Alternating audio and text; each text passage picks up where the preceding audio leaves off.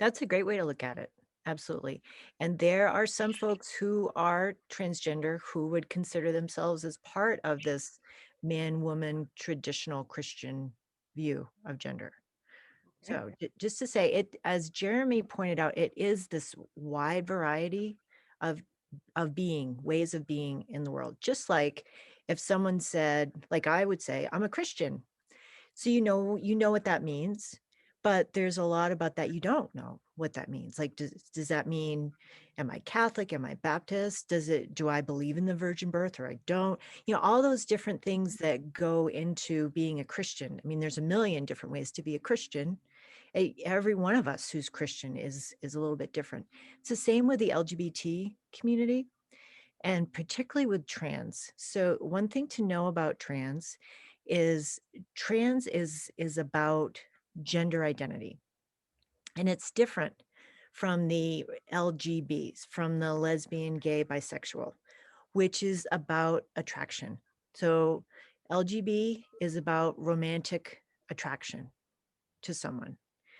Transgender has nothing to say about who someone is attracted to at all, at all. So someone who is transgender could be heterosexual. They don't need to be lesbian or gay or bisexual. It's totally different. And in fact, some transgender folks really don't like the idea of being under the LGBT umbrella, in terms of thinking, okay, these are LGBT folks, they're part of this community. Some trans folks are like, no, that's not who I am. I am, I'm a traditional Christian married to the opposite gender, and I don't want anything to do with that community.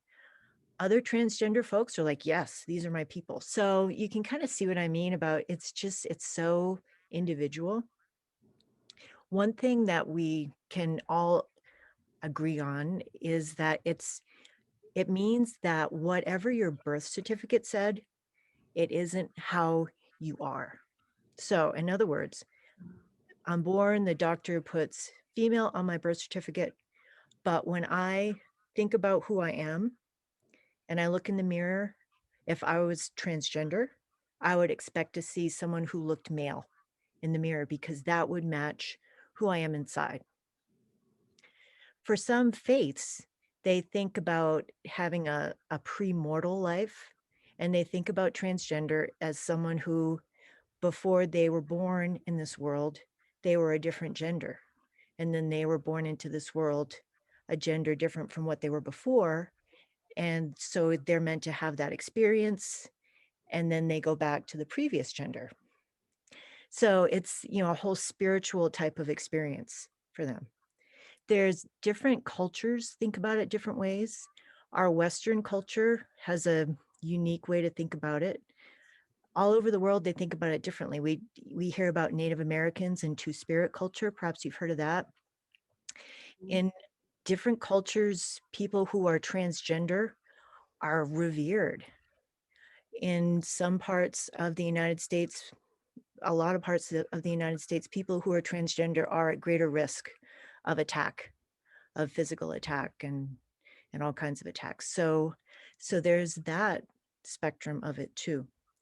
But it's different. And I'm going to share my screen and show you something called the gender unicorn. So if you look at this, and this is put together by the Trans Student Educational Resources. Their materials are fantastic. So if anyone wants to learn more, I highly recommend that you check them out. They have wonderful things. So everyone has a gender identity and everyone has a gender expression. And I'll talk about myself so that you have an example. So gender identity, and that's the whole person. And you can see on this screen the green dots indicating, okay, the whole unicorn here is the gender identity. For me, I identify as female. I'm a woman. My gender expression varies, however. So gender expression is what the world would see you as. So in other words, If I wanted to look very much like a female, I'd wear a dress, I'd wear a lot of makeup. So we can think about, okay, stereotypically, what does a woman look like? For my personal gender expression, I am someplace in between feminine and masculine. It depends on the day. It depends on what I feel like wearing. It depends on professional considerations. It depends on if am I going to a family event or am I going to be with friends? So all of that goes into what I look like. And we all do that. We all put on different clothes. We all do our hair in different ways. Same kind of thing, gender expression. Sex assigned at birth, that's what's on your birth certificate, like we talked about. So there's female and male are the two common. One out of every 1,000 births is a combination of both female and male organs, either that a doctor can see or that are inside. And that's called intersex. So think about that. That's 1 out of 1,000 births are intersex.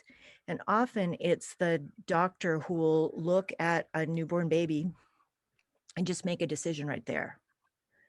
Other times the doctor will go to the parents and say, okay, we have both sets of genitals here. What would you like us to do? And sometimes parents will decide right then. Sometimes parents will say, well, let's leave the child and let's see if they seem to be more of a female or more of a male. And that happens. I also know adults who had no idea that they had both sex characteristics in them until they reached adulthood and beyond, and then went to the doctor, and the doctor did some investigating to find out why things weren't just right and realized, okay, this person's actually intersex, and they had no idea about it before. So that intersex falls under the transgender umbrella. Not all intersex folks would want to say, I'm transgender. Some would want to say, I'm intersex. It's different.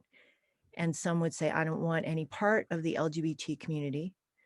And some intersex folks would say, oh, that's me. I'm part of that community. So you can see again, we're back to everyone's different. Yeah, Jeremy. So I don't want to interrupt you, Pastor Marion, but Oh, please do. this is so good. I have a question as you're walking through the image.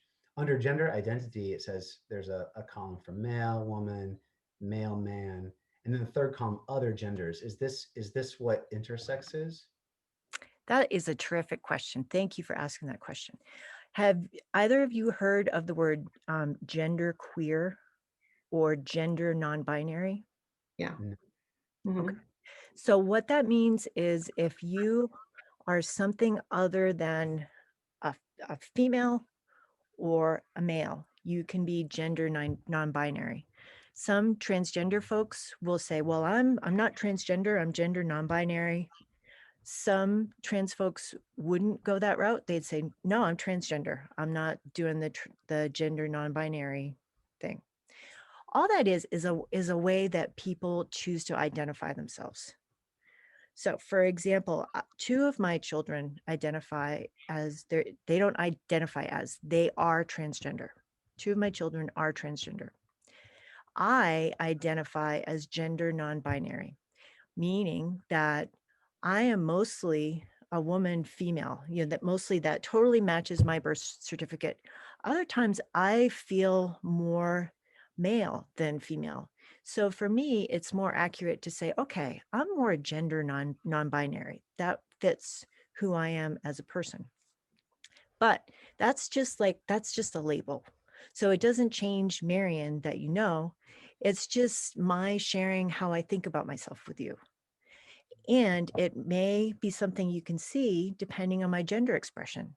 If we call it butching it up, if you see me and like if my hair is slicked back, like the other time we recorded, I said, "Oh no, my hair is really slicked back. I look really butch today." And but I was feeling more feminine inside, so I looked at that and I thought, "Oh," but then other times when I feel more masculine, I'm like, "Okay, well, I don't want my hair to be so poofy. I'm gonna change that up a bit." And so that's all it is. It's kind of playing with that, and you can see it in younger folks. 30% of all younger folks identify as some type of gender non-binary. They don't I'm so conditioned being this elderly person that I am. I think about, okay, well, there's female and there's male. And the younger folks, it's not true for them. They think about it in very different ways. And they play with it. And it's okay for them to play with it. But this all of this gender identity and gender expression, transgender, intersex, doesn't have anything to do with who you're physically attracted to. So that's the yellow and the red, and who you're emotionally attracted to. So that's different. That's heart stuff, that's emotional stuff.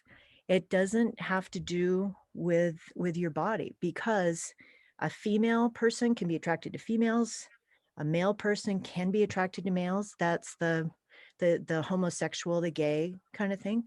But for transgender folks, they can be attracted to either. And some transgender folks are lesbian or gay. Some transgender folks are attracted to the opposite sex. And it just varies by person.